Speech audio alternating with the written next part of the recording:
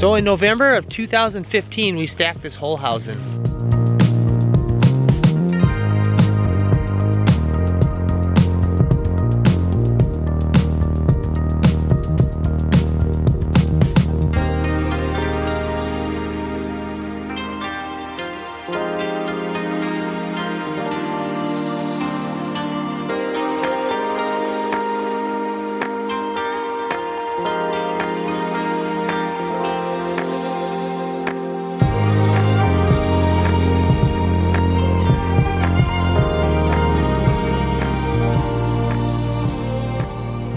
So someone had caught wind that we heated with wood. They were taking down a very large oak tree where they were planning on putting a shed.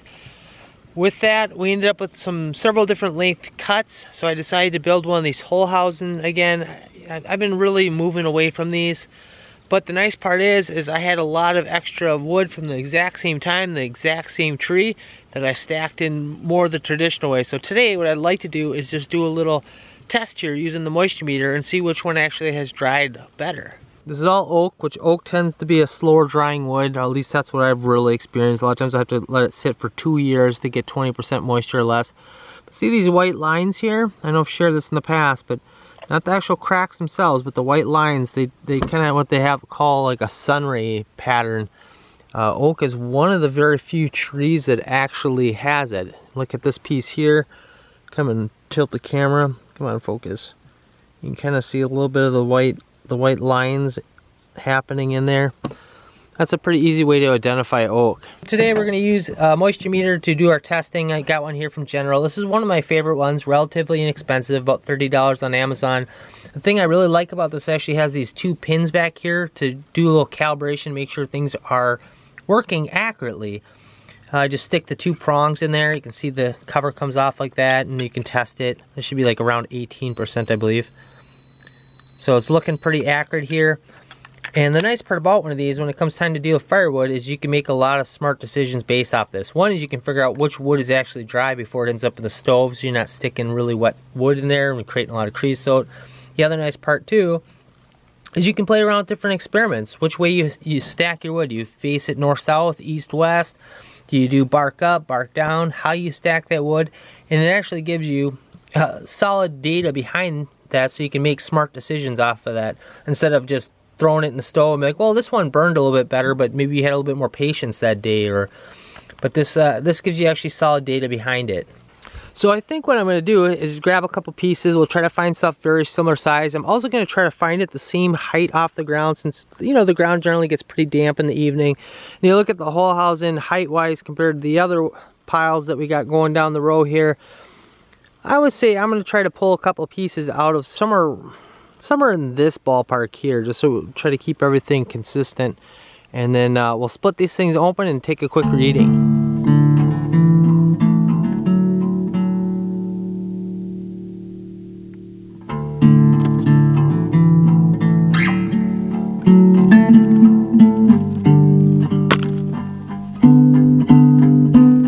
So coming in and looking at the pile here, I'm gonna try to avoid grabbing some stuff off the end. I just don't think it's gonna be a fair comparison, just a lot more airspace there.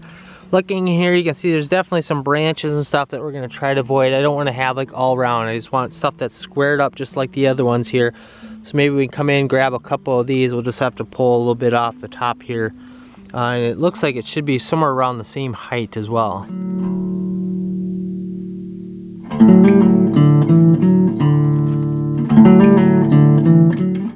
So here's what we got. I'm trying to find something that's kind of comparable. I'm looking at like this piece here, pretty close to either one of these two.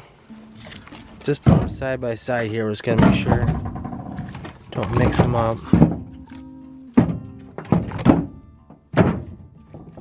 You take those 2 pieces, pretty close in size. So we'll start with this. So we'll start with the whole hausen piece first. We'll take a reading off this. I'll keep the cameras going just so.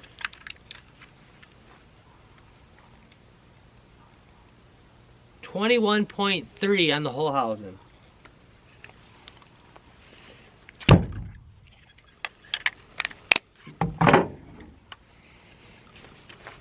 Now we'll take a reading on the piece that came off the more traditionally stacked pile.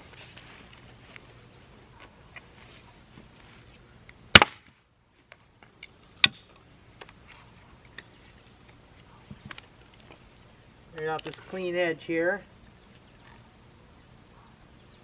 We're getting 17.5. Maybe I should do a close-up of that.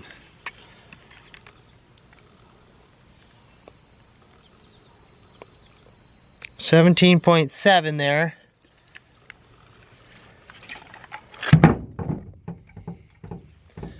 If we go back to the original one, is this the one we just split?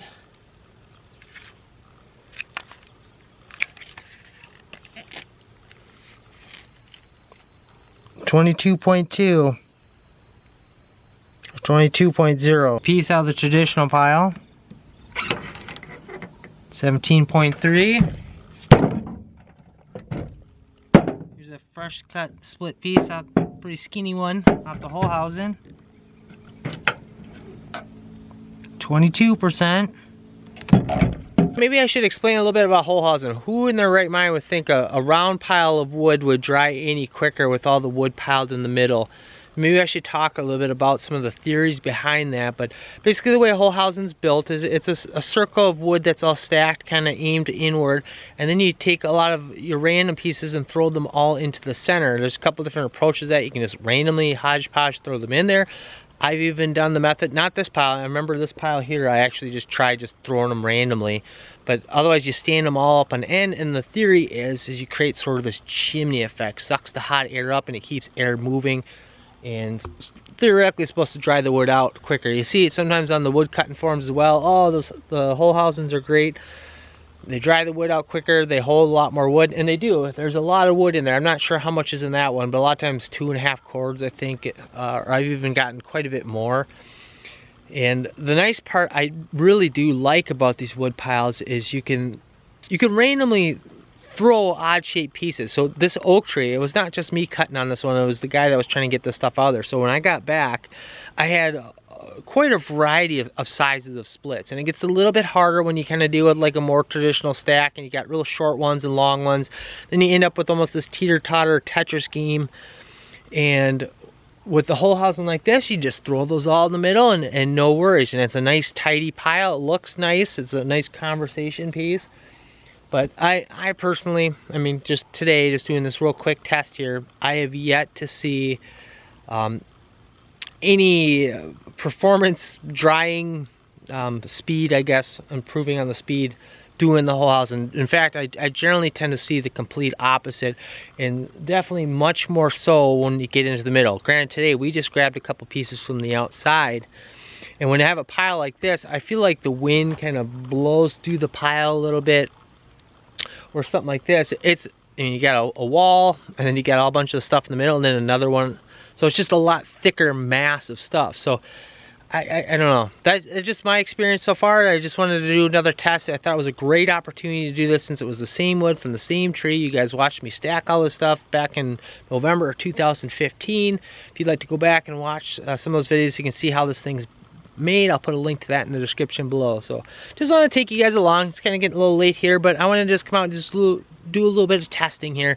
I think I'm going to start really getting the wheels turning here on getting firewood dealt with here. I got to start getting piles hauled in that we're going to be burning this year. And this wood's looking, I mean, both these piles, oak is a great wood for heating. I just slower drying. But that stuff's all looking really good moisture content wise. I'm going to go out and do a couple more tests here. But, you know, I'm going to start hauling wood in here, getting that stuff, and then we'll start filling piles back up. So, looks like the corn's going to be ready pretty soon. Maybe we have a little sample tonight.